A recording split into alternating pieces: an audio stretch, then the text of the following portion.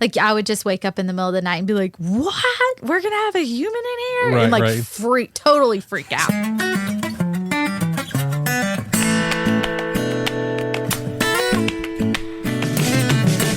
Welcome to another episode of Chewing the Fat. I am your host, Big Rob. Thank you so much for tuning in, downloading, following the podcast, wherever you find your podcast. I certainly do appreciate that. Also, thanks to Scott for the coffees that you bought me at chewingthefatbr.com. I really appreciate that. It helps the late night edit sessions go very easily. So I really do appreciate your support.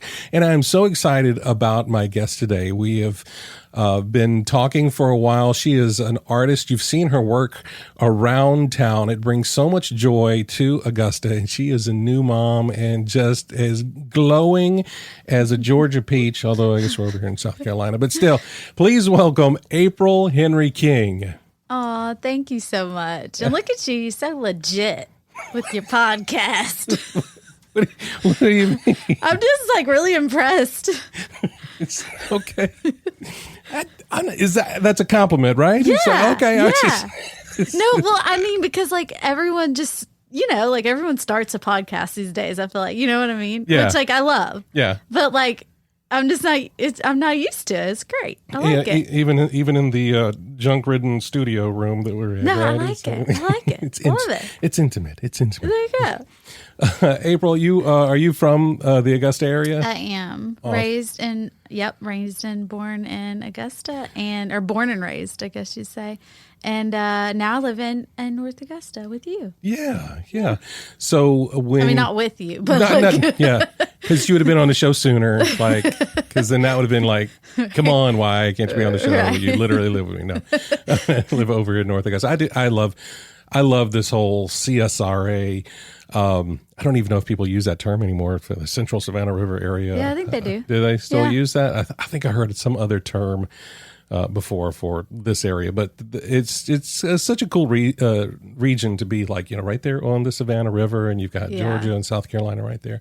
And I think we, as states and cities go, I think we play nice together. Oh, yeah. So. I think so too. I know that there can be some like competition sometimes here and there, but I really love that we live so close, like you said, to the river, and then we just cross the bridge and we're in downtown. Yeah. So it's like we get the best of both worlds. We get to be in North Augusta, where it's like really it's a great spot to have a family. Yeah. And then you can, not that Augusta isn't, but it's like we're just so close, and then you just cross the bridge. There we are. 1 minute later, and then you're in like funky downtown. So that's right. Grabbing a sandwich at Knuckle Sandwiches or something like that. Or it is a great area.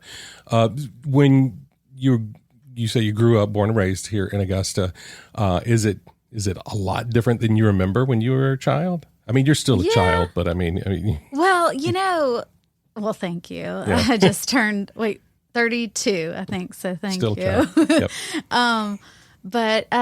So growing up though, we weren't allowed to go downtown because it was like when there wasn't anything down there. Yeah. And so our parents were just like, no, just dilapidated buildings. Yeah. Like you don't need to be down there. And so, I guess I didn't really, since we weren't really allowed. I mean, we snuck downtown, sorry, Mom. But yeah, completely different. Because that was when I think like the Book Tavern was like the only thing that was down there for a while. I feel like maybe another spot that I'm not thinking of or something. But yeah, which like good on them for staying down. They've been like through all the phases down there. Yeah. But yes, just to be like a little part of that. When the revitalization kind of was happening like 4 years ago, where everyone was there was that like momentum in the air and people were all excited and jazzed about it, like to be just a little part of that, doing murals and adding color and everything. Yeah, it's completely different. It's really, I feel like I just love how it has. I love when cities have their own character that just builds over time. It's not trying to be like anything, because a lot of cities you can go to them and then you can tell that they're trying to be like Greenville or they're trying to be like Asheville. But Augusta is just like it's funky, but it's kind of like the Garden City too. So it kind of has that like slight, I don't know the vibe to put on that, but it's a good like mix. Yeah. So. Yeah. And I think a lot of that, if you look at Augusta, I know a lot of people here recently have been using the term Soul City. Yeah. Because you've got, Sharon Jones, you've got James Brown, you've got, talent like that. And we're a bit funky. Yeah. And I think the more that we could, embrace that, wrap our arms around the funkiness, and like, what, this is who we are. We have a, thriving music scene. There's some amazing bands playing pretty much every night, in this town. Shout out to like Bodega Cat, yes. and of course there's the Browntown Gritty, just amazing musicians, in this town, doing the damn thing and bringing that kind of vibe. It's almost like you talk about comparing. Well, it's not trying to be something, but you always draw comparisons. Oh yeah. But it's like, it kind of feels like a similar vibe if you've ever been to New Orleans, and all the places that have those live bands there. It's that energy, that buzz, that life, and then of course the art scene as well. You being an artist, doing murals, of course, Pork Chop and Jason Craig and so many others that are really beautifying this town in non-traditional ways. Yeah. And it's another way, again, to just kind of give the city a hug and be like, yes, I'm proud of this. I want to showcase who we are. In your art journey, have you always been a doodler? Yeah. Yeah. So in high school and middle school and all of that, I was always kind of the go-to creative person. So like teachers would ask me to help them decorate their bulletin board, or I don't know, do they even have bulletin boards anymore in school? I think they do. Is that still a thing? Well, I mean, nobody was in school for 2 years because of COVID. Well, somebody told me the other day that they have, I don't know why I thought that this wouldn't happen by now, but there's only tablets, like no books, like no books that you just like open. And I think that is wild, especially now that we have a kid, and I'm like, what? Wait, I want him to have a book. What? But anyways, off topic. That's my usual thing. But yeah, so in high school and stuff, I was always kind of the go-to, kind of crafty person, I guess you could say, and was pretty creative always, but I didn't paint. I never had tried to paint because I didn't think that I could. But actually someone asked me to, and I tried, and then it was pretty good. And then I actually hung it in a coffee shop, and someone bought it. And I was like, what?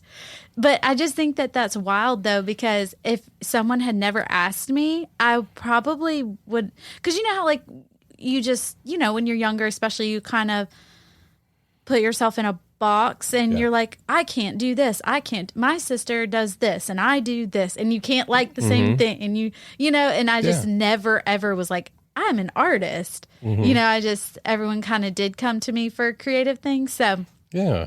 So my friend, he was the one that came to me and was like, you're really creative. Like, I'm working at this coffee shop. There's nothing on the walls. Like, you have to paint something and put it on the walls. Like, the owner will just let you. And I'm like, I've never painted anything before. I feel bad. I will feel bad for him if I paint something and he puts it on the walls. But like I said, I just did that, and then someone bought it, and then I kept doing it, and people just kept buying them, and I had to keep painting so he could have art on the wall. It's like, dang it, I was only wanting to do one. Now I've had to do 15. Yeah, and then that was also obviously when I realized, like, oh, I can make money doing this. This can be my job, because I know everybody does, but I hated working for somebody. I just have always been that leadership kind of that entrepreneur kind of do it on your own. Exactly. Like I've always wanted to like cut out the middleman. I've always wanted to just do my own thing and had that confidence in a way, which I don't quite know where that comes from. But so. Do you remember what that first painting was? Yes. It was a coffee cup, and it was super funky colors, and really bright, and it probably really wasn't that good. I mean, somebody bought it, and it was like an older person too, which made me feel better because I was like, oh, like it wasn't like a kid that was, you know what I mean? Like I felt like, oh, maybe it looks distinguished. Right. Like I knew what I was doing. They must know art. Yeah. That is so cool. That is so cool. So let me dive into that. Was there something during the process? Did it you felt like it clicked? Did it felt natural? The motion of your hand, the brushstrokes, the color choice? Or was it like, I don't know what I'm doing and I'm just gonna blah, blah, blah, blah. Well, I guess that looks like a coffee cup. I mean. Yeah, I probably a little bit of both. Yeah? But I was actually pretty good at it just for my first try, and I had no clue. And at the end, I remember I was kind of doing that the whole time, like, do. I had no clue what I'm doing. But it was fun. It was therapeutic. Yeah. And I just really enjoyed it. And I looked at it at the end, and I was like, that is not bad. I can't believe that. Because, you kind of laugh at yourself when you go to paint something. Like I used to teach the corks and canvas, like the painting classes where you go, and people go to those things all the time and just laugh at themselves. And, so I kind of thought it would be like that. So yeah, I did begin to really love that and find confidence each time I did something new, because I kept doing paintings after that, obviously, because it became my job. Wow. And I started doing that, I think I was 16. Wow. Yeah. Wow. Yeah. So I worked at Brewster's before that. And you were like, I was like, this is not I just remember, and I know everyone feels this way, but I just remember working so hard and then getting that check. And then I was like, this ain't gonna cut it. I need to be my own boss. I'm not doing this. Yeah. Yeah. It's like, how about I sell you a picture of an ice cream cone that you can put in the wall or something like that. Exactly. Yeah. So did that, obviously you're still doing it now, but I mean, did you go to school for that? Did you decide to pursue that? Or yeah, did you? No. So, I did try to go to Augusta University and do the fine arts thing. And I think I took one class. It was Intro to Drawing, I think. It was so hard. It was 4 hours long. It was very intense. And I know this sounds weird, but I'm not good at drawing. I'm good at painting. And there's a big difference. And people don't understand that. They're like, what? That doesn't make sense because you have to draw it to then paint, which is true. But there's just something completely different about it. Like my husband is an architect. He draws way better than me. We went to Dr. Sketchy's. I don't know if you're familiar with that. Yeah, down on the Chat Noir. Yeah. And we went one time, and I was like, we were dating then. So I was like, oh my God, he's going to think I'm so good. And I'm just going to be really good at this, and he's gonna like me even more. And I was so embarrassed because mine looked so bad and his was really, really good. Oh wow. Yeah, but anyway, so back to the class. I ended up learning, some techniques and everything, but I just really didn't like someone, once again, telling me what to do. I sense a pattern. Yeah, I just couldn't get down with that. And I also didn't like the critiquing because, like you were asking earlier, did I feel something when I started first painting? And I loved that finally there was this thing that I could do where there weren't any rules. Oh, wow. Because obviously, I'm not the best at rule following. You don't want people telling you what to do. Yeah. So yeah, I just would create, and there wouldn't be that thing of oh, you didn't do this, you have to do this and follow these steps. Yeah. It was just kind of really fluid and free. And so I really loved that. And so doing the class, I was like, yeah. And also mad props to people that have a fine arts degree, because it is expensive and so time consuming and really hard. People think oh, that's cute. Oh, you're going to get a fine arts degree. You're going to color in the lines today. No, it is no joke. So I was like, yeah, I'm going to peace out. And so then I headed to the communications department, and that was more my jam. Okay. Okay. So I graduated in, I think it was 2016. from AU with the communications degree. Wow. That I guess I kind of use because I market myself on Instagram and Facebook and all of that. So I kind of used it. Kind of used that degree. Yeah. Did obviously you, like say, you had the penchant for the painting, and you didn't like following other people's rules. So entrepreneurship seems like right up your alley. Yeah. As you know, as a woman, how was that when you decided, you know what, I'm going to do something that's one, artistic, which, you know, general population kind of looks down on artistic jobs as, oh, what's your backup? Exactly. You know what I mean? You know, you go to become an actor. Oh, well, that's fun for you to do that now. What's your backup? And it's like, no, you don't understand. This is what I want to do. This is the backup. This is it. There is no backup. This is it. Yeah. So when you're, you know, going to be a painter and, you know, an artist, and, you know, there's a term starving artist for a reason, because a lot of times it's hard to get out there. Yeah. I can imagine being a woman that it's even harder of a hill to overcome, but, kudos to you. I feel like in this moment that you are here now, you definitely have. But what was that journey like for you? You know, it really I did not have that experience. I didn't feel that it was hard because I was a woman. But I could see how that could be hard. But it really, I don't know. It just, everything kind of fell into place, and people really trusted my judgment, which maybe, I don't know, maybe I'm thinking if I was a man, maybe they would be like, oh, does she really know? Because, you know, a lot of going into someone's home and meeting with them and getting their vibe and trying to match, you know, the art to their aesthetic and their home.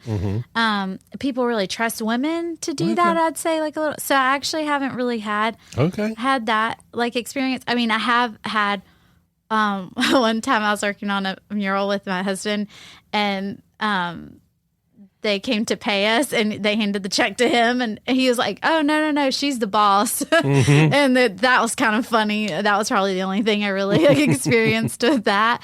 Yeah,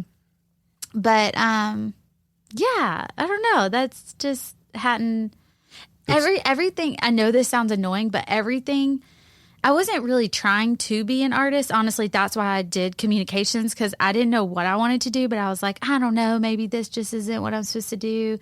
I was doing commissions on the side, like while I was in school. So I still had that kind of going, and people at that point were ordering things like portraits of their dog and their house and really customized art. And so that's how I paid my bills, like through college. So by the time I graduated, I was like, I still have no clue what I'm going to do with this degree. I thought by then I would had figured it out. But yet you've graduated with a communications degree, and you have this, I'm assuming, pretty extensive portfolio of art that you've created. Yes. And you're like, I don't know what I want to do. Isn't that funny? Yeah. It's hilarious. And so whenever I graduated, and thank goodness for a partner that's like super supportive. But when I had graduated, I was just crying, like, what am I going to do?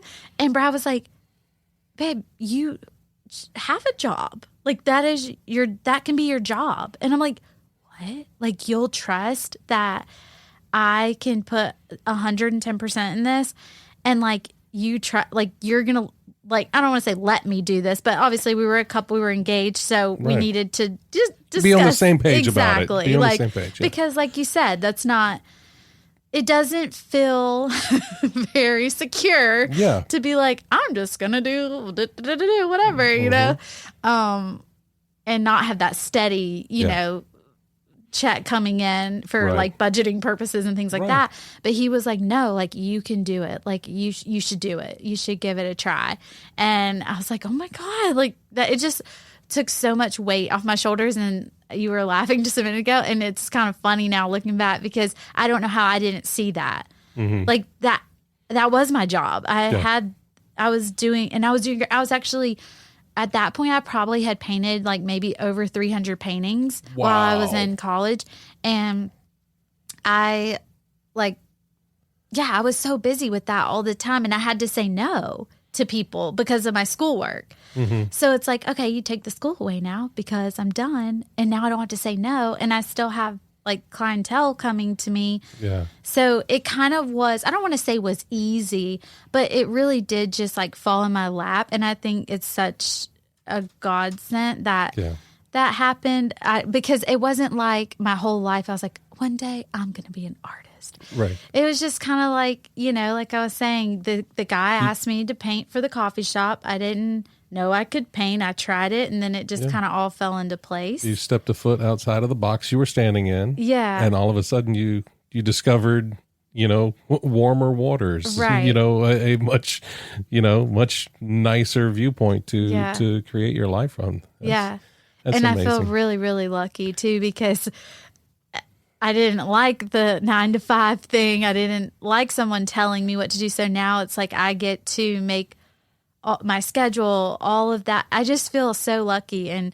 I'm really happy that Brad, he's never doubted, or he's never, which sometimes I'm like, are you going to like question me? Because he just does it. He's just like, you'll do it and it'll be great. And I'm like, oh my God, awesome. Thank you. That is so good. Yeah. It's so good to have somebody that just believes in you so much. I mean, that definitely instills that confidence for you to, seek, dream big, go after the large commissions or the building size murals or whatever it is that you want to do, along with the commissions that you get in. You have a very specific and beautiful style of painting. Thank you.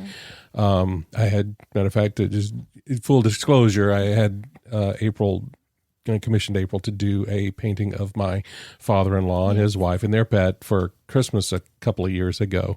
I think that was probably one of our first interactions.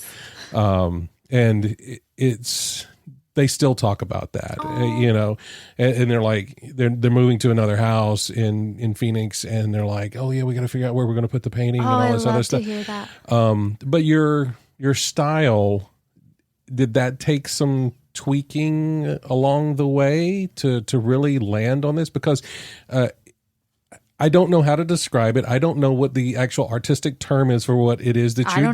I don't either. I mean, you use acrylics. Yes. And it's like I'm going to call it a palette knife type technique, because there's dimension to it. You know what I mean? It's not flat on a canvas. There's dimension, there's texture, there's depth and layers to what it is you do.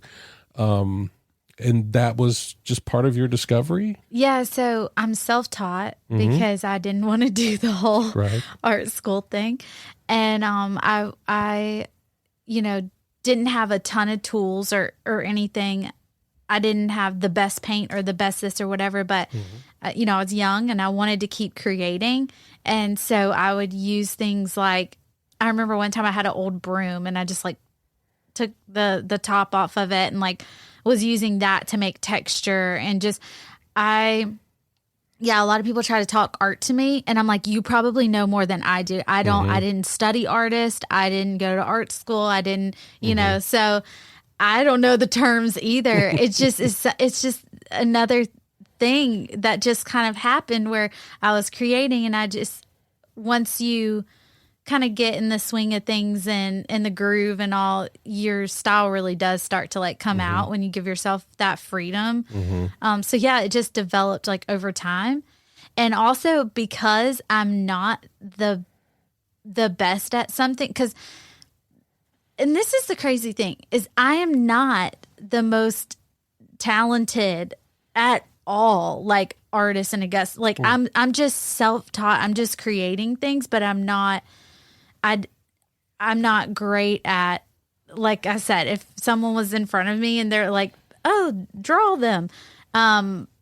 It's not going to look that great. I have to, I have to get really creative in order to create things, like, because I'm not the best. I don't know if that makes sense. I don't really know how to explain it, but it's just, there's so many talented artists. I guess what I'm saying is like, there's so many talented artists in Augusta. And we were talking about this earlier. Like, there's just insecurity that comes with artists, because a lot, it's like some people feel like they're showing their journal or something, or they're like, if they show someone their art, they're like naked in the middle of the room or something, you know, like it's very vulnerable for people. Yeah. But I just have always wanted to create, so I just do it, and it just has become what it's become. And I don't know, I wasn't really ever trying to land on a style, and actually I didn't really know I had a specific style until people started kind of saying that. And I was like, oh wow, that's cool, because you know, I was inspired by a lot of people. So it kind of took me some time to get there, because I would kind of like, not copy, but I would practice certain different styles, looking at something impressionist and then seeing if I liked that, or looking or whatever. You know, I'm surprised I knew what that was. Impressionist, that's good. There you go. Yeah. But you know, and that's the thing is I guess it goes back to you giving yourself this freedom to just create. You weren't really worried about if somebody liked it or not. It's like, there it is. You don't like it? That's okay. Because I liked it. That's why I made it. There it is. Yeah. And then it allows you to change and refine and move into, you know, what you have now. Your style also, and this was the one thing that my father-in-law says, like, you don't generally do faces on people or things. And so he's like, where's the faces? I was like, that. I was like, that's her style. That's, and I'm bringing up the, you know, your Instagram. I'm like, look, it's not just you. It's that's her style. You know, these beautiful blobs of color that just, you know, but it's like, you look at that and it's like, I know that's you. I'm looking at it. I know that's you. You know? Yeah. And sorry, I didn't mean to cut you off, but that's what I'm talking about, where it's like, I'm not the best at faces. So what's hilarious is I'm like, well, I still want to create though. And I want to make things. And so I just started doing that. And I was like, I'm not putting and I love mouths because I love smiles. So I'll do the mouth. And it's just hilarious because like some people get it and some people just like don't. But it's just, I think that's why I've been successful, because it's not about me being great, or that I took all these classes and I have the best brushes and the best paint. It truly is that I'm just creating because my soul, I have to, or I'll like jump out of my body. So, and I think that's what people get attached to. You know what I mean? So anyways, I say all that to say that there's so many talented artists in Augusta, and I just wish so bad that they would just create, like no matter what, you know, just let go of all of that and really give yourself that freedom. Because if I can be successful and I'm just self-taught, and like I said, I can't even talk art. Like, I mean, you know, like if you, there's so many talent. So I hope that's encouraging. If people hear that, I hope it's encouraging, because I think we do get stuck and think, oh, we can't do things unless we have the best equipment or the best this, or we got a degree in this, so that makes me an artist, or but it's not. It's like just whatever your heart, like, I know that sounds so cliche. No. Look, you are speaking words that I have spoken before. Oh, good. Okay. Because I on one hand, I had the desire to make this podcast, but it took me over a year to get over myself because I was chasing equipment. I kept putting hurdles in my life. Oh, well, I have to have this microphone. Oh, well, I have to have this, and I have to have that, and it was really just to stop myself from hitting the button and recording. And then once I've started recording, I love it so much. I love having conversations and talking to people. So the message that I was given that helped me to hit the record button, maybe this is a message that helps somebody to pick up a paintbrush, you know, whether you're 5 years old or 500 years old, to create. When you have that stuff inside, do whatever you can to get it out, to get those emotions out, to get that joy, to get that sadness, to get whatever it is, whether it's singing, whether it's writing songs, poetry, art, painting, drawing, you know, creating music, whatever it is, let it out. You know, you have permission to create with reckless abandon. Yeah. Oh yeah, definitely. And another example of that is Jason Craig asked me if I wanted to be in the poster show. And I was like, Jason, you're forgetting I am so bad at Photoshop. Like, I'm like, Jason, I can't make a poster. He's like, because I don't know if the rules were that you had to make it like in a graphic design way or on a program. Oh, I don't know where I got that from, but I was like, Jason, I can't do it because like, I don't know how to use those programs or whatever. And then I thought about it and I was like, wait, okay, I totally know how to use Paint. And, like the MS Paint. Yes. Yeah. And I was like, I'm going to make a 90s poster because that was so 90s. Like me in my room in the 90s on Paint making, I don't even know what I was making on there, something horrible, I'm sure.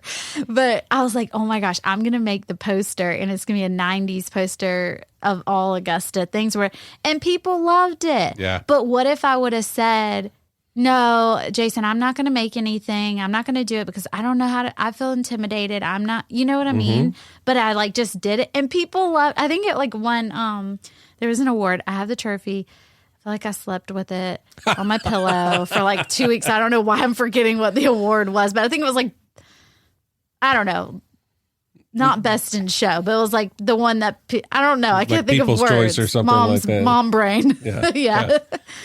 Yeah. But that's it. That's exactly it though. You, instead of being weighed down with that, you and you're not wanting to follow the rules. You're like, you know what? I'm not going to follow the rule that I'm putting on myself. Yeah. I'm going to do it with MS Paint. No, that's amazing. There were so many good posters in that show, and kudos to Jason for having the idea to put that thing together. And I am sure he's going to do it again.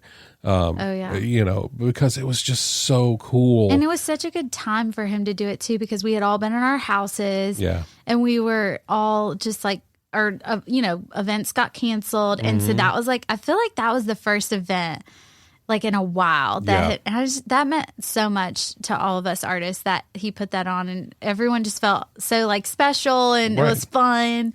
Because we had all been stuck in our houses, and maybe there were artists who'd quit creating for a while because you're just stuck at home. It's like if you were a muralist or if you were some other type of designer or something, it's like now I have a focus. I have something I can pour out into again. Yeah, absolutely. So kudos to you, Jason, man. We love you. Speaking of loving things, and you've mentioned being a new mom. Yeah. How is that going? Okay, so the first 2 weeks, to be candid, I was just like crying a lot and was like, what is happening? And I was having full meltdowns. Oh no. But then my hormones kind of like leveled out, and then I got to know Bennett, and then he got to know me a little bit more, like, just our cues. And he's like, okay, you're my mom. I chill with you every day. And then I'm like, okay, when you do that, that means this, and whatever. So now I'm more confident with it, and it's going really, really good. Yeah. And he's just like, he's starting to smile at me. So I'm like, you do like me. Okay. Because at first they're just like crying in your face. Yeah. Yeah. And you're like, I don't know what's happening. Like, do you hate me? But yeah, so he's just adorable. And it's been interesting. So I feel like back to the, women in business thing, I feel like it's been tough juggling working. So I've had to kind of scale back a little bit. So I'm only doing small murals now and doing live paintings for weddings. So like I'll go and paint their first kiss or their first dance or their I do, like as kind of like as entertainment. Yeah, it's almost for like their guests. Yeah, like living art. Like And so that's what I'm doing now, because that's just like a Saturday, and Brad can watch the baby, and then I can go. But one of the things that I've learned with that is that, I have this like image in my mind of like, like the books where there's like a woman, she writes this book and she's like in a suit, she's got her arms crossed, and she's like, you can have it all, those type of books. Right. And I like used to believe that, and I'm like, yeah, I'm going to do that. No, like you do actually have to choose. Like, I'm sorry, it just is what it is. And I'm like learning that. I think it's like cute and fun and all to be like, we can have it all. We can do it. It's like, nah, you're going to be burnt out. Like you really can't have it all.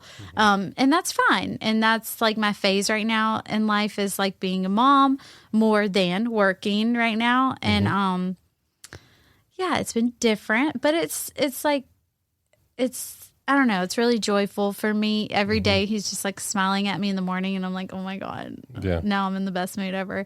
And it's different than I cried when I first got pregnant because I was so sick. I was so excited, but I was just, it was a really tough pregnancy in the beginning, and I couldn't work, and I had to say no to things, and that was the first time that I realized how much my job meant to me. And it was like really, like, I guess, a part of my identity. So that was hard to grapple with, like, at first, but now I'm used to it, and I'm like, okay, like, being a mom is the most important job I'm ever going to have. That's the way I look at it. So now I'm more okay with, okay, in this phase in my life for a couple years till he goes to school, this is just what it's going to be. I'm going to work a couple Saturdays here and there, and that's just going to be okay for now. Right.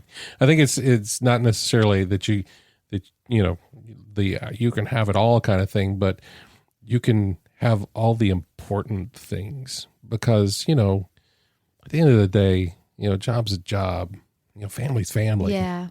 You know what I mean? It's like, yes, you need the job to support the family, but if you neglect the family because you're trying to do the job, there's a disconnect. Yes. Yeah. So, and of course you've got a great partner in Brad. Yeah. I loved watching the transformation of your cottage. Oh, thank you. Via your Instagram, because he's, let me just say, he is like crazy talented architect. I know.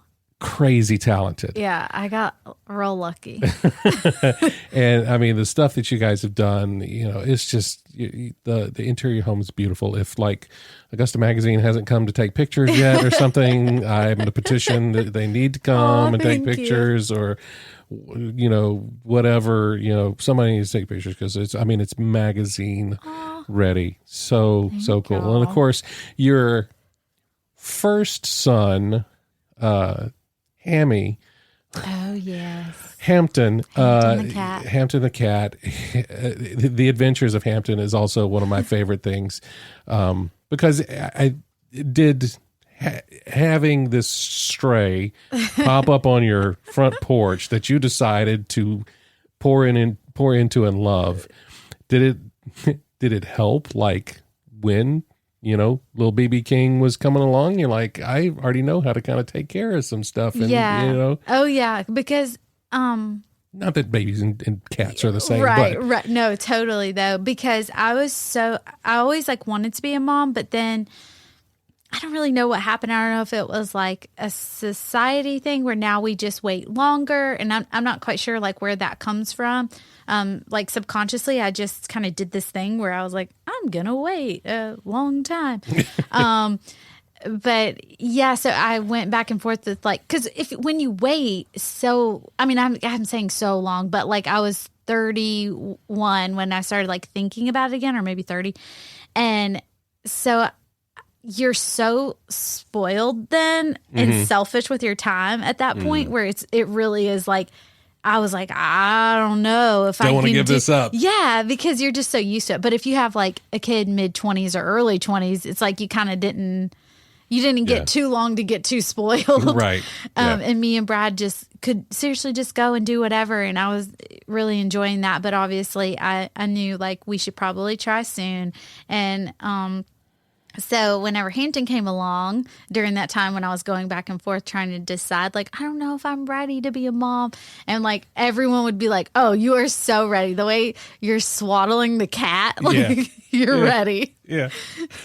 Oh, yeah. And he's a cute, I'm allergic to cats, and just honestly, I think they're from the devil, but he's so cute. They are cute. I would give them that. People say that. They're like, I don't even like cats at all, and I'm obsessed with them, and I just look at your story every day just to see what he's doing, and I'm like, wow, this cat.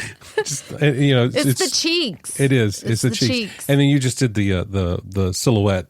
The silhouettes of Bennett and Hampton that you put on your wall in your museum home. It was amazing. Oh, thank you. So what's next for you? What's going on? What's next for you? So now that I have like more time to think about what I want to do. Do I want to pursue other things, or do I want to have a full plan in a binder when I get back to work? I actually, like you said, really love decorating. So I don't know. I've just kind of been trying to decide what I do want to do, because I do have some other passions. So I don't know. Maybe I could do like interior design.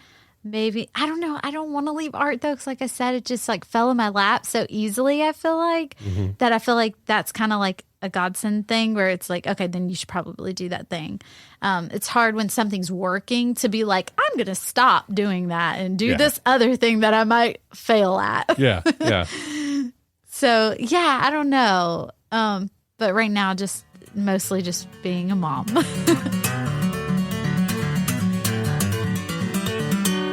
All right, April, this is the second segment of the show. This is where we dive a little bit deeper, talk more about mental health. I'm a firm believer that everybody goes through those down days, those days of doubt, depression, anxiety, pressure from society, all that stuff that kind of weighs on us, and it makes us feel alone.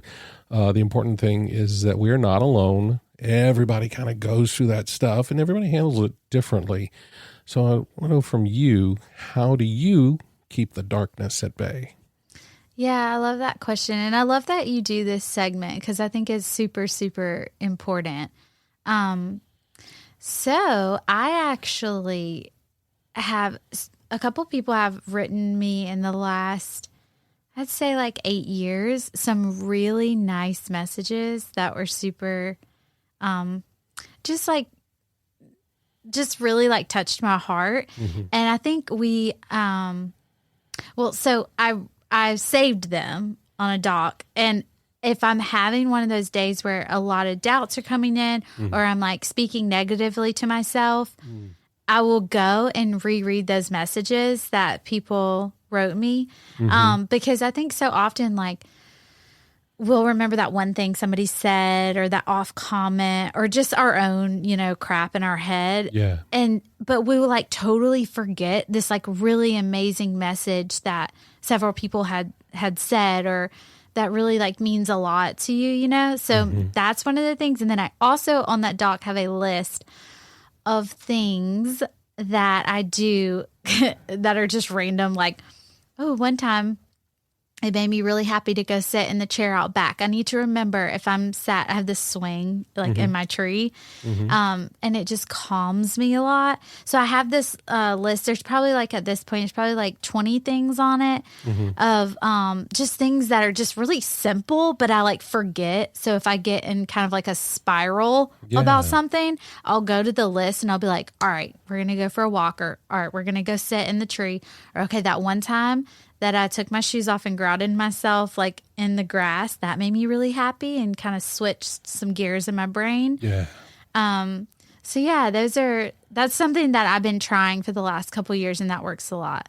Because like I said, I can get in a full spiral. That's what I call it. Yeah. My husband knows when the spiral is coming on. He's like, are we about to spiral? And I'm like, yes. And he's like, go get the list. Oh, yeah. Yeah. So. And that's great. And that's great to have a partner again that sees you and knows. Oh yeah. He knows the look in the eyes when I'm about to have a spiral. Yeah. And I know your art is different from your commission work and things like that. Because I know those internal feelings can come out in our work, whether it's in a regular job at a desk, it's in an artistic endeavor, do you think that, like, are there any pieces you've done? I don't know. I don't expect the answer to be any particular commission, but like any of your mural work or anything like that you can look back that like, that was a bad day, and I picked this color because that was how I was feeling that day, and it ended up working well with everything else or something like that. I love how the artistic mind works, and I do understand that doing theater, we use our emotions to convey emotions of other people, right, yeah. And you draw on that stuff, and it becomes part of your tool belt. Yeah. I haven't haven't done that just because the murals that people usually want for me are like happy and bright colors. So I'll usually go with really like the vibe that the establishment is kind of going with. But I do have, every now and then, I will do a painting. I think I've probably done 2 or 3 that no one ever sees. Okay. And they're just very, like, for me. And yeah, just really like putting on some music and just like going at it. Because like I said, painting is really therapeutic for me. I struggle with like anxiety really bad, but I actually have gotten a lot better. I can't even remember how bad my anxiety was until, you know, you get anxiety from pregnancy and stuff like that. Right. Like I would just wake up in the middle of the night and be like, what? We're going to have a human in here? Right, and like totally freak out. Like, I don't trust me to have a human. Yeah. Right. Yeah. But yeah, actually, so I found this adaptogen called ashwagandha, and I found it in a form, like an oil form. And so I will take that at night sometimes. Some people say it's kind of like CBD.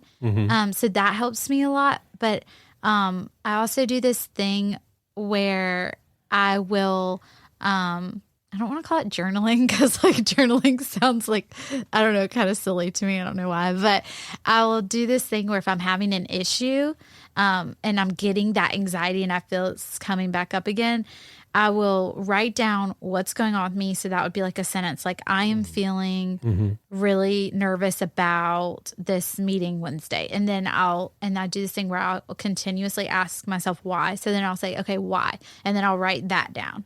And then to that, I'll say, okay, why? And then keep doing that till I get down to the root of the problem. Yeah. And that really helps my anxiety a lot because sometimes you don't know where it's like quite coming from. Yeah. And then it can spiral out of control into something. Then you have a panic attack Yeah. or something. And you're like, whoa, what's happening? How did this happen? So I try to stay on top of my thoughts. And I'm just very in tune with myself. I've always been that way. Yeah.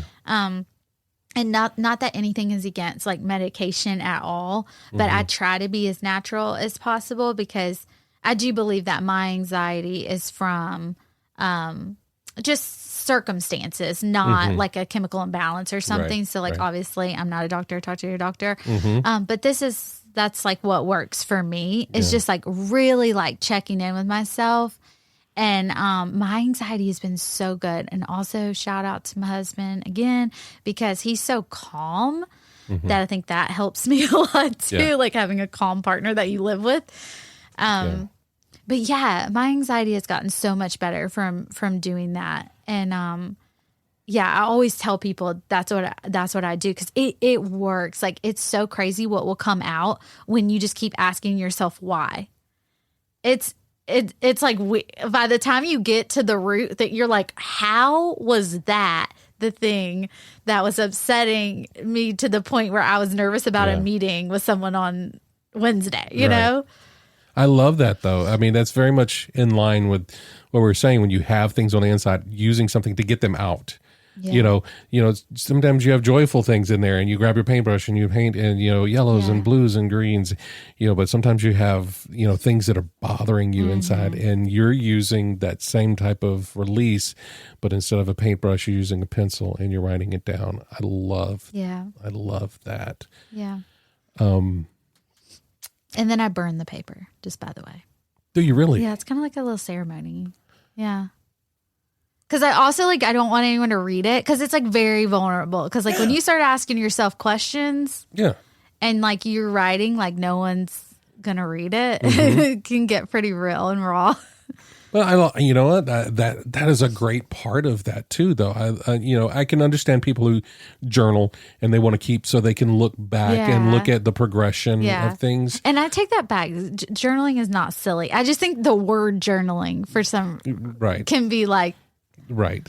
Yeah, it's... I feel like people kind of laugh at it or something sometimes, oh, you're journaling, It's well, I mean, you just call it writing down. I'm writing down my feelings. Yes. It's a way to say that faster by saying I'm journaling. Yeah, So, there you go. but I love that, the burning of the thing, the root, once you've discovered that.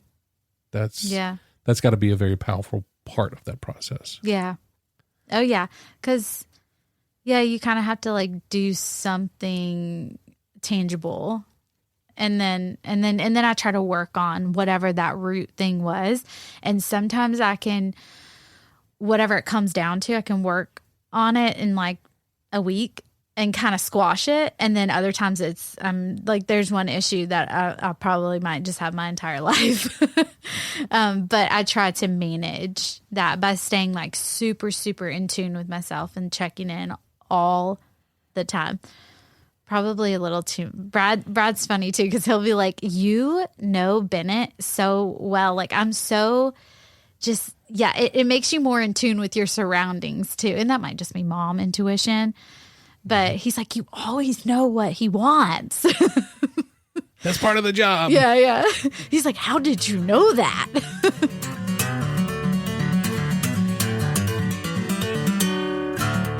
All right, April, this is the third segment of the show. It's time now for the Fast Five. Fast Five. It's time now for the Fast Five. Fast Five.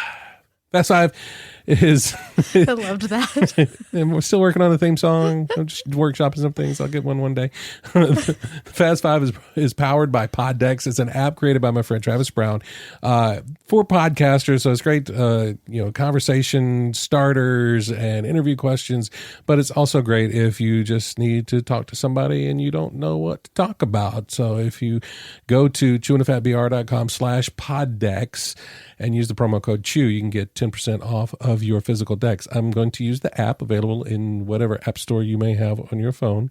And I'm going to just hit the randomizer. No wrong answers. Okay. No pressure. I'm so bad at stuff like this. No wrong answers. And just first thing comes off the top of your head. You ready? All right. Question number 1.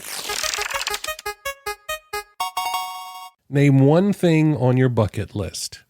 I really want to go to Greece. Nice. Really, really, really bad. I feel like in a past life, I was Greek, maybe, possibly. Yep. Very cool. Mm-hmm. Very cool. I have like a longing to go there. Yeah. Definitely want to do that. Okay. But then we had our kids, and I was like, no, I'll take them with in a you. little while. Take them with you, Yeah. I mean. Yeah. Yeah. Oh, yeah. I could take them with. Yeah. Maybe. Hey, Grandma and Pop, can y'all just watch Little BB for us? Yeah, because I've got like things to do. I got you. That's awesome. All right, question number 2. Which do you think is prettier, a sunrise or a sunset? I really like sunsets because the colors. They're just like this deep oranges and pinks and blues. I mean, not blues. Well, I mean, those purples and stuff. Yeah. Oh, I do love a cotton candy sky. That's my favorite. Mm-hmm. That's a good one. It's like when there's been some like fluffy clouds and stuff like that. Yeah, that's a good one. I always say I think I love sunsets more, but I think I appreciate sunrises more because I see fewer of those. Yeah.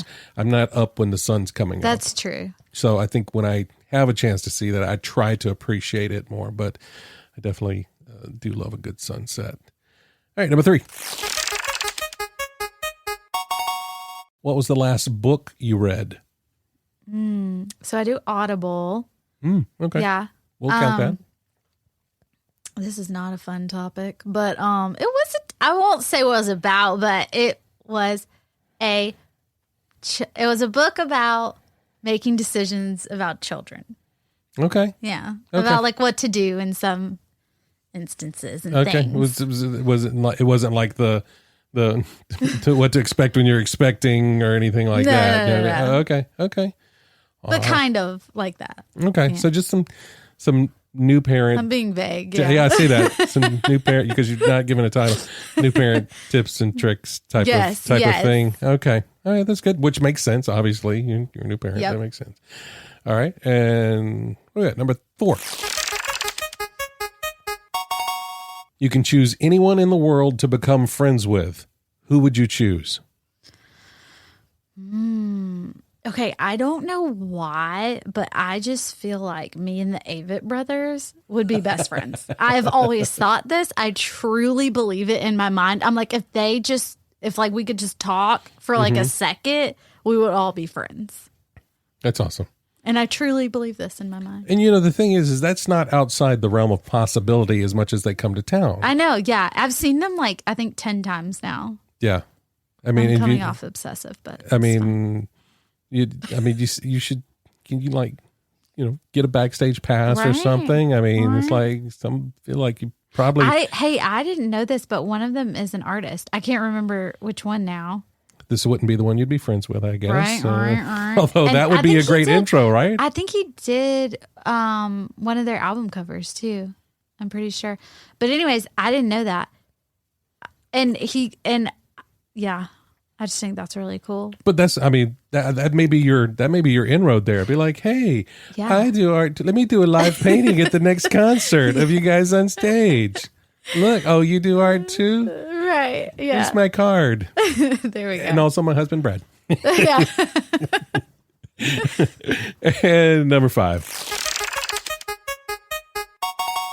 What will we find if we look in the bottom of your closet today? Well, there's a lot of things down there. Okay, so I actually am in the process of getting a closet system. Ooh. Because we have the tiniest closets in our built in 1938 home. Mm-hmm. And so right now we've got a lot of dusty shoes. We've got winter clothes in a box. Mm-hmm. And some bathing suits on the floor in there right now. Yeah. That's what we got. All right. That's, that's it's kind of boring. Well, no, it's not boring. I actually know exactly what's there right now because I was looking at it. This is a process. Yeah, because I was measuring. Yeah. So there's some dusty shoes down. I don't know how the closet gets so dusty, but well, so let me ask you about the shoes. Are you getting rid of the shoes? If they're dusty, you're not wearing them, right? Yeah. Well, I've changed styles, especially since being a mom. I am over heels. I'm not doing a heel. Unless it's a comfortable heel.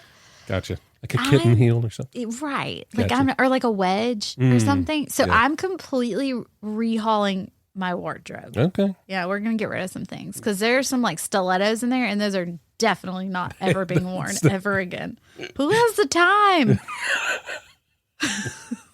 I don't know. I definitely don't. I quit wearing my stilettos years ago. Right.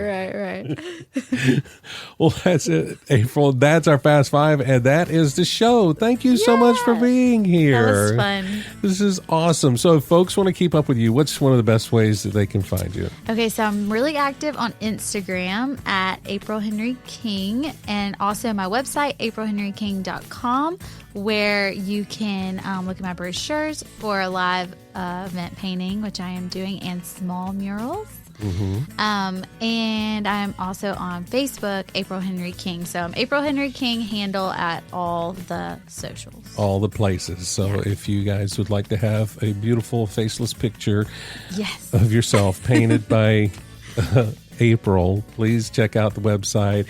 And if not, just follow her on Instagram to get the hammy updates because those cheeks, I'm serious, those cheeks. If I don't post him, people will be like, hey, is he okay? Did he run away? You did, yes. Yeah, because he is still a stray cat. He sleeps in your house and stuff now. I'm pretty sure he came home the other night. I'm pretty sure someone cut his hair. Really? I'm like, you have another owner. This is so rude. This is so So keep up with the hammy drama on Instagram. Thank you again so much for being here. Yeah, thank you so much. Oh, well, this was awesome. If you would like to support this podcast, I'd appreciate it if you bought me a coffee at chewingthefatbr.com. While you're there, you can find out more about April. I'll put the links in the show notes and on the website. But until next time, I look forward to the chance we have to sit a spell and chew the fat.